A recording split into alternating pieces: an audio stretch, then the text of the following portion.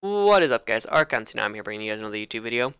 Riot Games uploaded a gameplay trailer of Senna, and I want to go over this brief little video and break down what we see and maybe figure out some of her abilities. I'll be doing a more in-depth breakdown once we actually get like what the abilities do on the Riot website, along with the numbers that they deal. So for now, we just gotta speculate and kind of guess at what she does. Let's take a look. So as you can see, her E is active here. I think Lucian is stealthed until he autos, so maybe her E makes her ally stealthed, and then you see her Q there, kind of like a bigger version of Lucian's Q, and then her R looks like it takes up the whole lane. Then she's got like a weird looking Thresh passive where she's collecting souls. Let's go ahead and take another look here. Slow it down and break it down. So it looks like she activated her E, Lucian touched it, and now he's invisible like she is, maybe? And he's got to be within like a certain range, so you can't just touch it and run off and, you know, gank lanes as a jungler. You actually have to be within range of her to keep in stealth. And then the next action you do takes you out of it. Okay, as you can see there, that was her W that went off. Back here. You see Lucian autos. She casts her W, as you can tell from like the little ability indicators above her head. There's her W. It hits the Thresh, puts a circle around him. And a lot of people are speculating that it hit Lucian and that it does something bonus for hitting your allies. I can't say either way, but I think Lucian was dashing to dodge the Thresh hook there. So it may have just been coincidence that it hit Lucian, or it could have a secondary effect if it goes through an ally, kind of like Neeko does when she throws her E through the minion wave. Or whatever the ability is through the minion wave. I haven't played a whole lot of Neeko. And then the interesting thing here is, if you notice, Kalista entered that circle that was around Thresh. And the moment she does, it looks like he's stunned and can't move, and then they gang up on him. She hit him with a Q too. That Q does a lot of damage, it looks like. Kind of like Lucian's Q, but a little wider. Then she fires off the ultimate.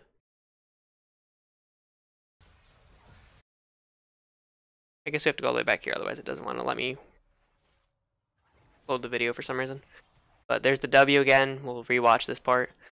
As you can see, nobody's in the circle, and the moment the Kalista hops over, it activates the stun on Thresh. So my guess is that if you get hit by her W, you do not want your allies anywhere near you. And as far as like enemy champions walking into that circle and, you know, stunning you as well, I'm not sure how that works. It looks like for now it's only allies that can activate the circle.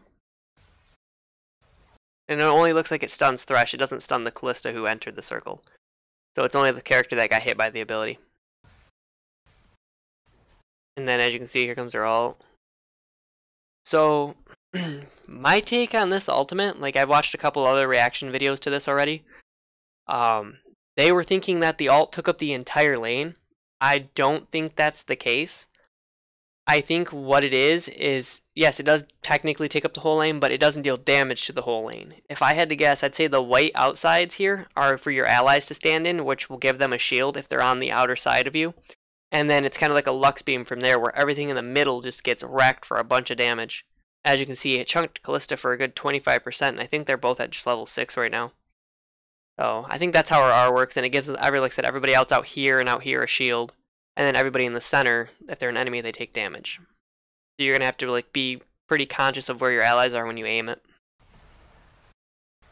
And then from there, they just will clean up. And then, like I said, there's like a weird Thresh passive going on here. They have health bars above them too. I don't know if that's just like a PBE thing, where it's a bug, or if they're supposed to have health bars.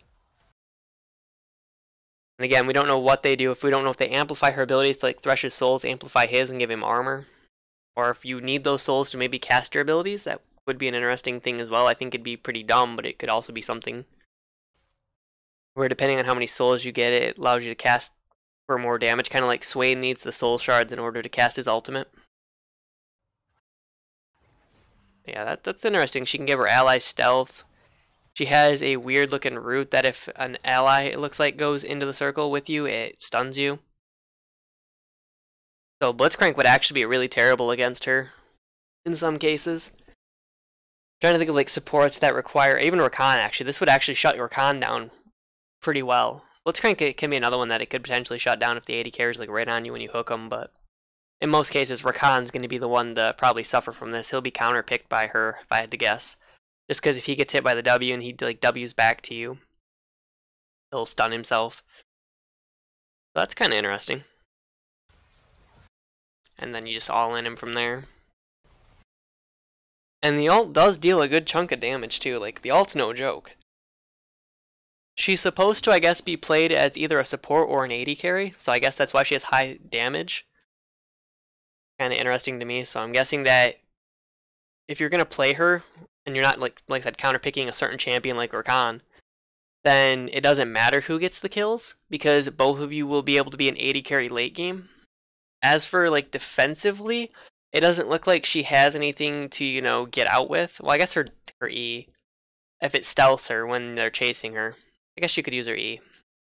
I'm not sure. It didn't look like it gave her a movement speed boost, but again, we'll have to look when the official numbers come out. And then, like I said, she's collecting the weird souls for her passive.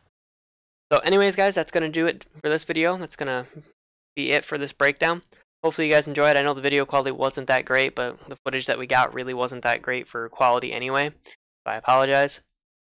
We'll be doing another video once we actually get the official abilities listed in the Champion Spotlight up on the Riot Games site. Let me know what you guys think of Senna. Do you think she's going to be OP? Do you think that she's going to be really good in certain matchups only? I mean, she looks really, really good to me right now. What do you guys think of the ultimate where it, quote-unquote, takes up the whole lane? Do you think that that's an interesting concept where you shield your allies on the outskirts of it and then have like a Lux Beam damage in the middle?